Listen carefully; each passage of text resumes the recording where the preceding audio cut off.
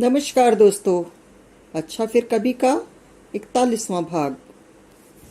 आस्था कह रही है पिकनिक। इतवार की सुबह मैंने जीन्स और स्पोर्ट शूज पहने, एक हल्का सा टॉप पहन लिया, एक मफलर लिया, एक तौलिया लिया और तय किए के अनुसार बस स्टैंड के लिए चल दी। विनीत वहां पहले से पहुंचा हुआ था, एक बांस की टोकरी में सामान लिए था। मैंने सोचा पागल हो गया है क्या, सवेरे जाकर शाम को लौटना है, कहाँ की गृहस्थी ले जा रहा है। कहा मैंने कुछ नहीं, क्योंकि अनजाने ही मेरा मन मान रहा था जैसा उस रात उसकी जेब में पेचकस और पराठा सभी कुछ निकला था, वैसे ही आज न जाने क्या क्या जादू का सामान निकलेगा। मैं तो वाटरफॉल देखने जा रही थी और अपनी बेवकूफ़ बुद्धि लगाते हुए पानी के पड़ने वाले छींटों को पोंछने के लिए मैंने एक तौलिया ले लिया था। बस कल्पना की इतनी ही उड़ान थी मेरी। 1 घंटे के बाद हम बाखरा डैम पहुंचे।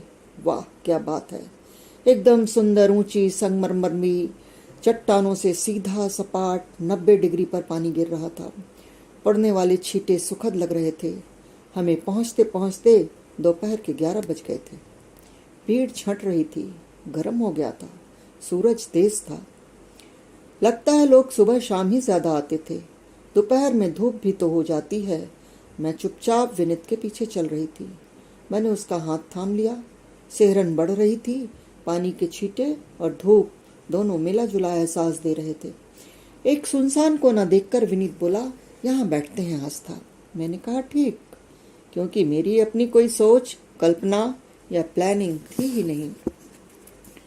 मेरे मन के अप्रत्यक्ष कोने से आवाज आई, जहां बिठाओ जनाब। विनीत ने अपनी टोकरी एक ओर रख दी। पड़ गए थे। विनीत ने अपनी टोकरी खोली, उसमें से सबसे पहले एक चादर निकाला जो थोड़ा मोटा था। हमने उसे जमीन पर बिछा दिया। 2 छोटे एयर कुशन भी थे, हमने मिलकर उनमें हवा भर दी। खाने के लिए नमकीन के पैकेट थे और कुछ बिस्किट भी। यही खिलाकर दिन काटोगे जी? तुम क्या इंतजाम करके लाई हो? कुछ लाई हो खाने को? ना, वह सब तो तुम करते हो ना।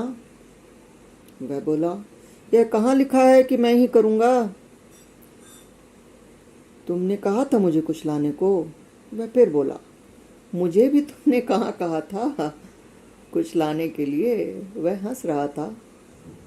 लेकिन मैं तो सब इंतजाम कर लाया हूं ना, बिना तुम्हारे कहे। अच्छा चलो यह सब छोड़ो।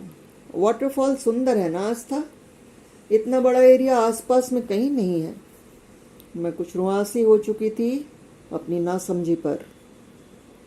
हम अपनी चादर पर कंफर्टेबल थे और आसपास का नज़ारा देख रहे थे। भीड़ कम नहीं, एकदम कम हो चुकी थी। नमकीन और बिस्किट कब तक चबाते। अनायास मेरे मुंह से निकला, विनीत चाय मिलेगी कहीं? अभी ही पियोगी? हाँ, मन तो कर रहा है, लेकिन दूर तक जाना पड़ेगा पीने के लिए। अब चलने का मन नहीं है मेरा।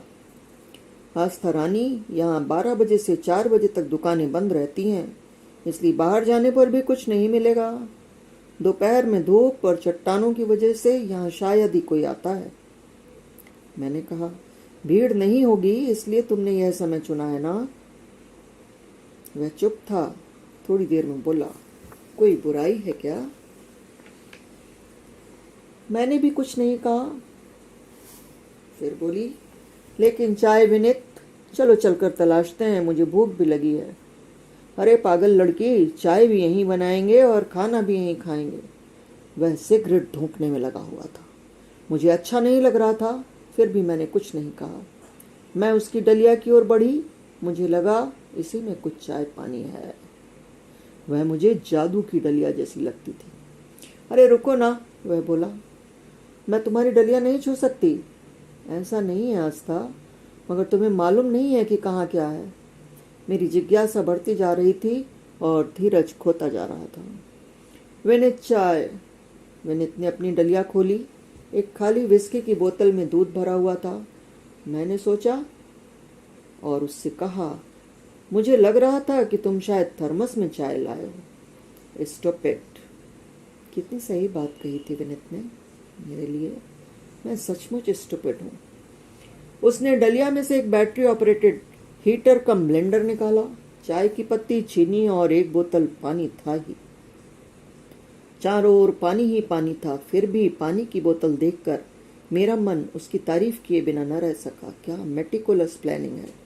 पीने का पानी भी लाया है। आस्था, तुम चाय बनाओ, मैं नहा कर आया। मैं तौलिया लेकर बढ़ने को हुआ, मगर फिर रुक गया। बोला, मगर तुम कैसे नहाओगी? कपड़े लाई हो? हमारे प्लान में नहाना कहाँ था? मैं तो नहा कर आई हूँ। अरे बेवकूफ़ लड़की, कुछ तो कल्पना करनी चाहिए थी। यहाँ साथ साथ नहाते तो कितना मज़ा आता। चलो, तुम इन्हीं कपड़ों में नहाओगी और तुम्हारे ऊपर ही सूख जाएंगे। बौरा गए हो क्या तुम? मैं कुछ और करूं उससे पहले वह मुझे खींच चुका था।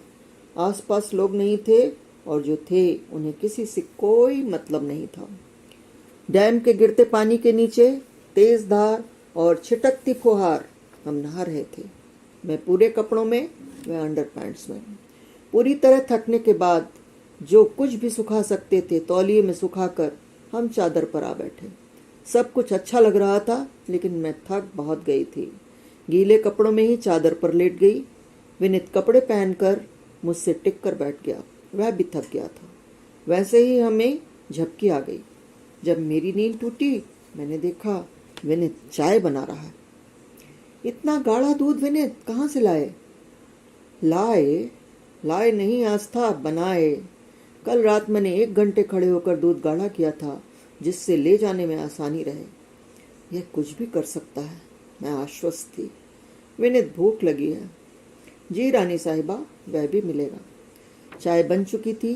2 गिलास में उसने चाय छान दी। एल्युमिनियम फॉयल में लिपटे हुए बॉयज हॉस्टल के मेस के आलू के पराठे थे। चाय के साथ 2 मैंने, 4 उसने खाए और हम फिर अलसाने लगे।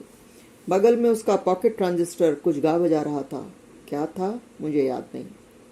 विनीत कुशन पर टेक लगाकर बैठा हुआ था। मैं उससे टिक कर बैठ गई। वह मेरे बाल सहला रहा था। मैं नींद में थी। तंद्रा टूटी तो देखा विस्की की तरह की बोतल में कुछ कत्थई रंग का पानी सा भरा हुआ। हम लड़कियों को शराब, सिगरेट और शक सूंघने में देर नहीं लगती। मैं लगभग उछलती हुई बोली, तुम पीते भी हो विनीत? कभी कभी ऐसे ही खिलंदड़ मौकों पर। आज तो मन और मूड मस्ती का है ना। यह शराब नहीं, बियर है आस्था। तुम भी पियो ना, देखो कैसी ट्रैंक्विलिटी और सुरूर आता है। लगता है वह थोड़ी पी चुका था। पूरी तरह मस्ती के मूड में था। वाटरफॉल का पानी ठंडा था। मेरे कपड़े गीले थे, इसलिए उसने मुझे दूसरे चादर से ढक दिया था।